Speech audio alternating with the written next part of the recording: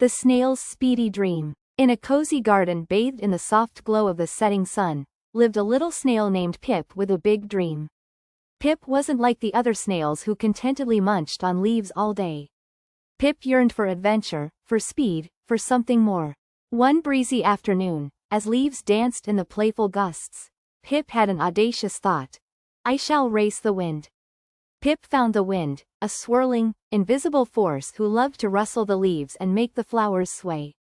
"Oh wind," Pip called out, his little voice barely a whisper. "Would you race me to the tallest sunflower in the garden?" The wind chuckled, a whooshing sound through the grass. "A snail race me? Little one, I can reach it in a blink." But seeing the determined look in Pip's tiny eyes, the wind agreed. "Very well, little snail.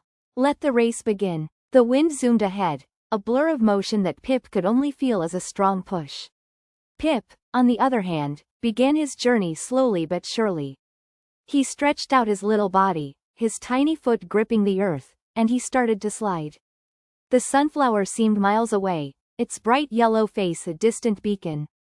As Pip journeyed, he noticed things he had never seen before. A ladybug with bright red spots landed on a leaf beside him. He saw tiny ants marching in a line, carrying crumbs bigger than themselves. He smelled the sweet fragrance of the roses and felt the cool dampness of the morning dew on the grass. The wind, having reached the sunflower in mere seconds, was now swirling around it impatiently. "Little snail, where are you?" he called out, his voice softer now. He watched as Pip slowly made his way, stopping every now and then to observe something interesting. Finally, after what seemed like a very long time, Pip reached the base of the tall sunflower. He looked up at its towering height and then back at the path he had traveled. He smiled a tiny snail smile. The wind gently swirled around Pip. "You took a very long time, little one," he said softly. Pip replied, "Yes, but I saw so many wonderful things on the way. I might not have won the race, but I had a grand adventure." The wind understood. He had been so focused on reaching the finish line that he had missed all the beauty along the way.